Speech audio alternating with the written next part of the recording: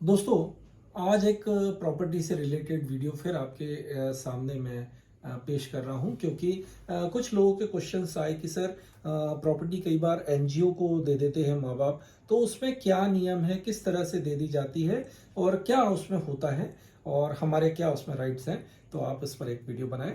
तो इस वजह से ये वीडियो मैं आपके सामने रख रहा हूं कि आमतौर पर अगर कोई प्रॉपर्टी किसी एनजीओ या को गिफ्ट में दी जाती है तो सबसे पहले तो अगर आपका एनजीओ है तो आपके लिए भी ये लाभप्रद है कि ये जानकारी आपको सही सही मिले। उसमें किसी भी तरह का जो स्टाम्प शुल्क है वह नहीं लगाया जाता।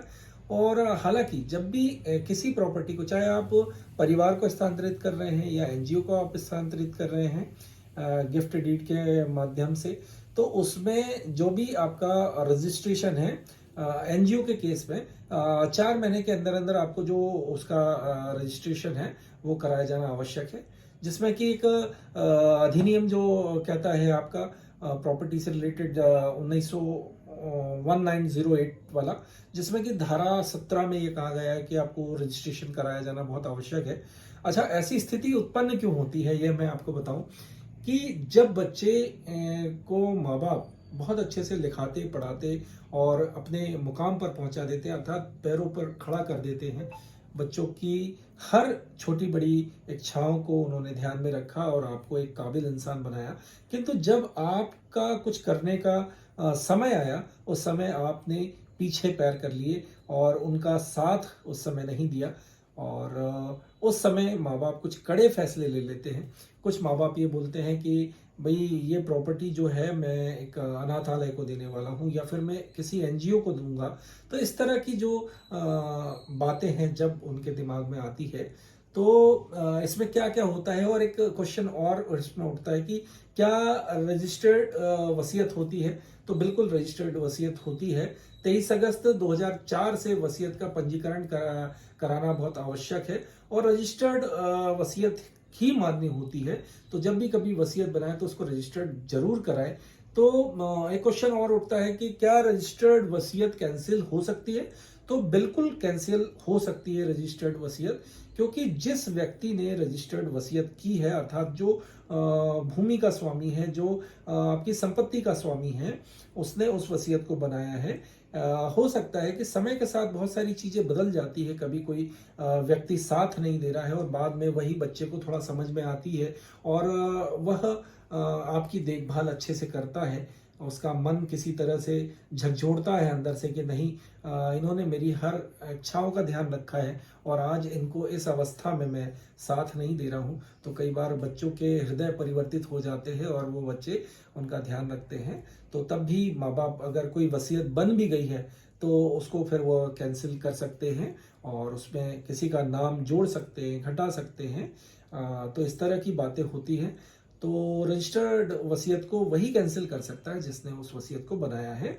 और एक बात और बता दूं आपको कि जब भी कभी वसीयत बनाई जाती है तो कई बार तो परिवार के सभी सदस्यों को उसमें शामिल नहीं किया जाता है। जैसा कि मैंने कहा कि कई बार जो बड़े बुजुर्ग होते हैं हमारे परिवार के, तो वह बच्चों का रुख देख लेते हैं। कई बच्चे ऐसे होते हैं कि जमीन तो पुश्तैनी चली आ रही है और उसको केवल बेचने का ही काम करते हैं। उसमें कुछ भी ऐसा नया प्रयोग नहीं होता है कि अच्छे उन्नत बीज लाए, अच्छी फसल हो, अच्छा उसमें प्रॉफिट हो जाए।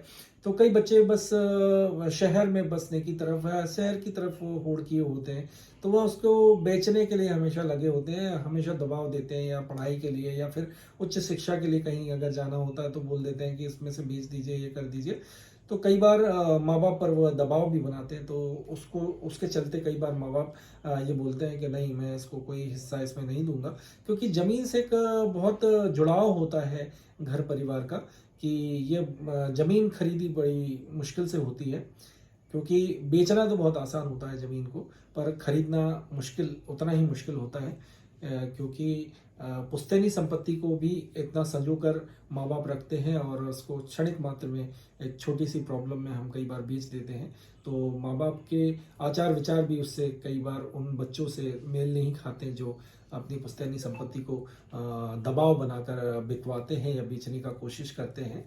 तो जब भी कभी रजिस्टर्ड वसीयत को आपको कैंसिल अगर करना है तो वही व्यक्ति कर सकता है जिसने उस संपत्ति को रजिस्टर्ड, जो आपकी संपत्ति है उसको रजिस्टर्ड कराया, अर्थात जो भूस्वामी है या जो संपत्ति का स्वामी है, केवल और केवल वही व्यक्ति उसको कैंसिल कर सकता है उस रजिस्टर्ड वसीयत को। तो आशा करता हूं कि जानकारी आपको अच्छी लगी होगी, समझ में आई होगी, और इसी तरह के वीडियोस आपके संपत्ति के विषय में या अन्य अपराधों के विषय में, जो कि नए बीएनएस के जो कानून हैं मैंने डाल रखे हैं, आप लोग देखिए। अगर इसमें कोई समस्या आती है, कोई आपके डाउट्स है, कोई आपके प्रश्न है, तो आपको मेल आईडी के थ्रू आप मुझसे कर सकते हैं, जो कि मेरे डिस्क्रिप्शन में मेल आईडी दिया हुआ है। मैं एक सरकारी सर्विस में होने के बाद आप लोगों को एजुकेट कर रहा हूं, आप लोगों को सारी चीजें बता रहा हूं, तो हो सकता है कि कभी मैं जवाब देने में आपको लेट हो जाऊं, तो उसके लिए मुझे क्षमा कीजिएगा। पर मेरा प्रयास यही है कि आम जन तक कानून क्या है, कानून की बारीकियां क्या है, कानून का उल्लंघन करने पे क्या सजा मिल सकती है, एक स्वच्छ और एक अच्छी मानसिकता का हम कैसे परिचय दे सकते हैं, हमारे समाज को कैसे हम अच्छा रख सकते हैं, यह सारी चीज़ों पर मेरे वीडियोस बनते हैं। उसके साथ ही साथ जो एक पुलिस से जनता का जो संवाद है, आज समय के अभाव के कारण पुलिस भी कई बार नहीं पहुंच पाती है, तो एक कम्युनिटी पुलिसिंग भी मैं वीडियो के माध्यम से करता हूं कि आप तक पहुंच पाऊं, आपके मन को टटोला जाए कि कानून में क्या बारीकियां हैं, आपको समझाया जाए और कैसे आपको हर गुनाह से दूर रखा जाए, ये मेरा प्रयास रहता है। तो जानकारी आपको अच्छी लगी तो शेयर जरूर करें, क्योंकि बहुत सारे परिवारों में ऐसी विषमताएं हैं जो कि अपने माँ बाप का ध्यान नहीं रख रहे हैं और फिर प्रॉपर्टी के लिए आ जाते हैं कि हमको प्रॉपर्टी का हिस्सा दे दीजिए, जो कि अच्छा नहीं है। माँ बाप का ध्यान रखें। और देखिए, सिकंदर जैसे आए इस जहान में और सभी को खाली हाथ जाना है, जो विश्व विजेता थे उनको भी खाली हाथ जाना पड़ा इस दुनिया से।